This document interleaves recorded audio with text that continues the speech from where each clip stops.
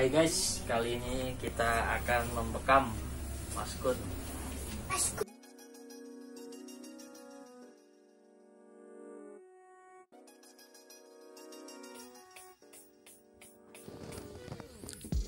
Halo guys, hari ini saya dibekam oleh teman saya, ahli terapi bekam yang mempunyai lisensi, dijamin profesional.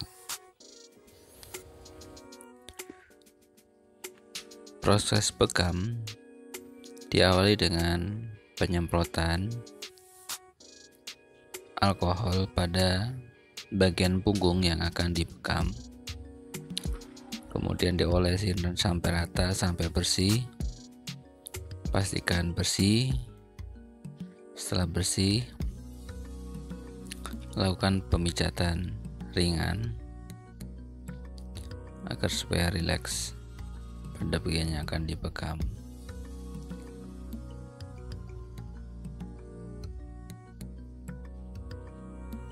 Cara pemijatannya bisa dilihat seperti itu.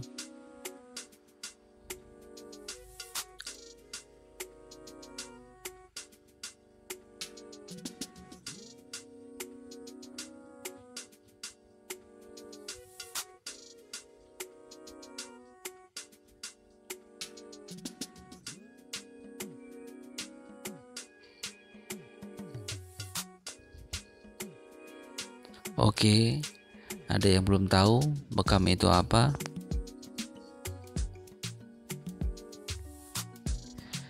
Bekam itu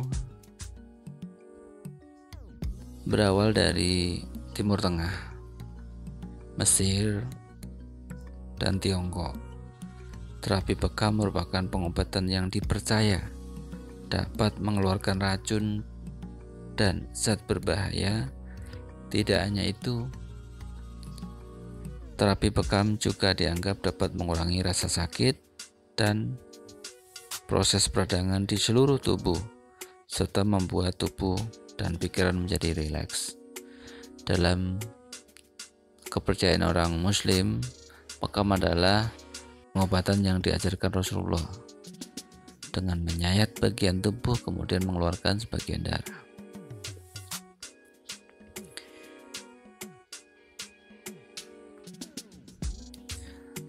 Metode bekam bermacam-macam. Ada yang dengan cangkir, dipanaskan ke memanas, api mengecil dan mati, kemudian cangkir langsung dimasukkan, ditempelkan ke area yang akan dibekam. Nah, kemudian ada metode lagi dengan tanduk. Prosesnya sama. Bagian yang bekam itu tanduk dikasih panas api, kemudian ditembakkan ke area bekam dengan menyayat dengan menggunakan silet. Untuk saat ini bekam sudah diatur dengan regulasi yang ada, standarisasi, yaitu dengan jarum suntik yang lebih steril dengan menggunakan alat yang lebih modern, ya.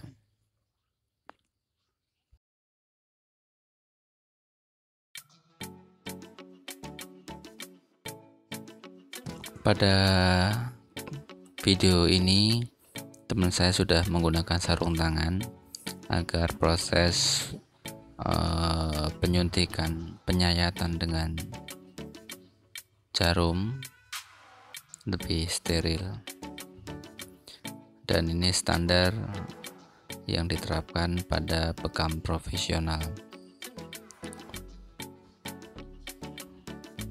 Sebelum penyayatan dengan jarum suntik atau jarum khusus bekam, maka wajib pasien atau yang akan dibekam mengetahui bahwa jarum yang digunakan adalah jarum baru. Dan ini teman saya memberitahukan bahwa jarumnya baru. Nah, setelah dibekam kering seperti ini,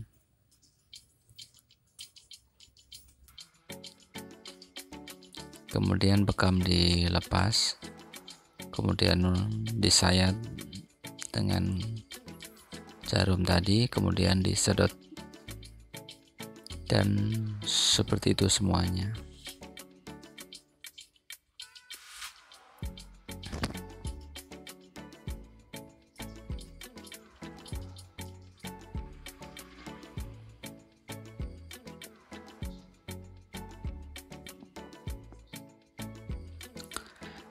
Ada yang nanya, bagaimana rasanya saat disayat? Rasanya seperti apa ya? Ya nggak sakit sih, cuman agak ya kayak ada yang nusuk-nusuk gitu, tapi nggak sakit. Kata teman saya, ini hasil dari darah yang keluar dari badan saya tidak kental, artinya kondisi darah baik. Ada banyak kasus ketika dibekam darah itu mengental, artinya ada faktor penyakit di dalam darah itu, seperti darah yang mengental itu katanya itu kolesterol, asam urat, dan diabetes. Itu ciri-cirinya adalah darah yang diambil itu mengental, darahnya kotor. Dan waktu diambil darah saya itu tidak kental ya, makanya sampai ke bawah, itu turun ke bawah. Kata teman saya darahnya normal.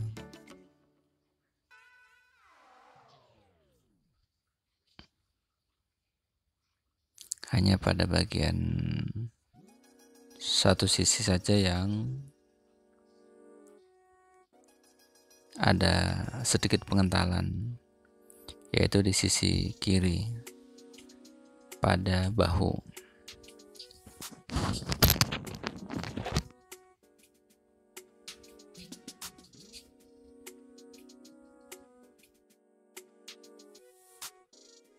Guys, ada yang tahu bekam itu dibagi menjadi dua, bekam kering dan bekam basah. Bekam kering itu seperti apa sih? Bekam yang enggak disayat, artinya hanya disedot anginnya dengan vakum. Kalau bekam basah itu setelah di vakum atau di bekam kering, kemudian dibuka dan disayat, kemudian dibekap ulang sehingga darah kotornya keluar.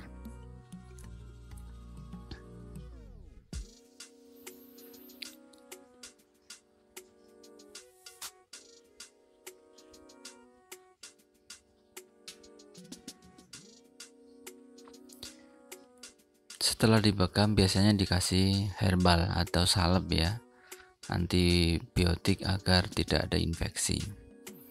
Oke, ada yang tahu manfaat bekam buah bagi tubuh? Oke, meski ini perlu penelitian lebih lanjut ya, tapi setidaknya katanya bekam itu bisa mengobati tekanan darah tinggi, hipertensi ya, kemudian migrain. Biasanya kalau migrain yang dibekam bukan area punggung tapi kepala. Kata teman saya, kalau mau bekam kepala, rambut harus dibotakin. Kemudian depresi, bisa mengobati juga kelainan darah, bisa mengobati masalah kesuburan, gangguan kandungan, bisa mengobati jerawat dan eksim. Bekam juga bisa mengobati varises, karena varises itu darah yang tidak mengalir ya pada kaki. Kemudian bekam juga bisa mengobati penyumbatan bronkus atau saluran pernafasan yang disebabkan oleh asma atau alergi ya.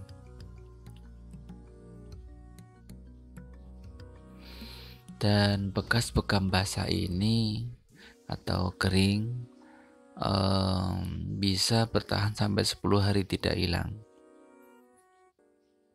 Itu efek sampingnya ya. Dan yang penting adalah pastikan alat untuk penyayat atau jarumnya baru, bukan bekas orang. Dan pastikan yang bekam Anda adalah orang yang profesional.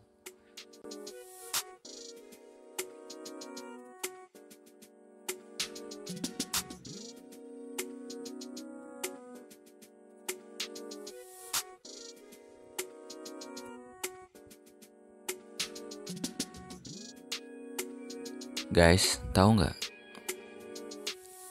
Darah bekas bekam yang ada pada tisu tidak boleh dibuang sembarangan, guys.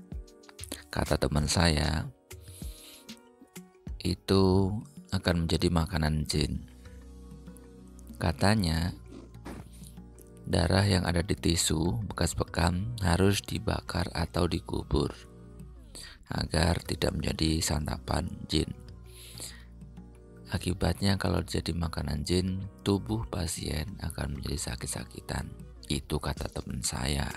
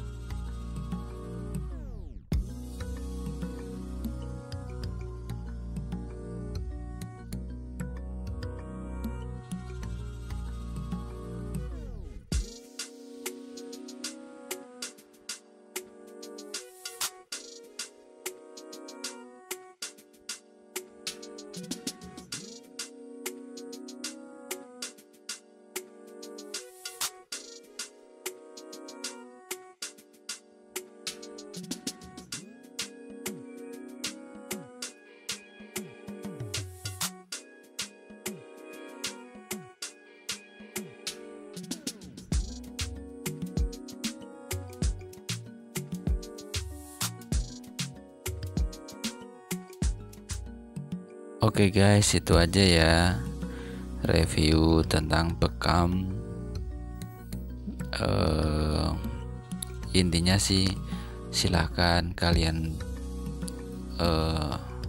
kalau mau bekam, tapi pastikan yang bekam Anda adalah orang yang profesional, alatnya steril, menggunakan jarum yang baru, dan yang penting adalah profesional dan berlisensi. Itu aja pesan saya. Bekam adalah sunnah yang diajarkan Rasulullah. Oke, itu aja. Jangan lupa subscribe, like, dan share. Bye-bye. See you next video.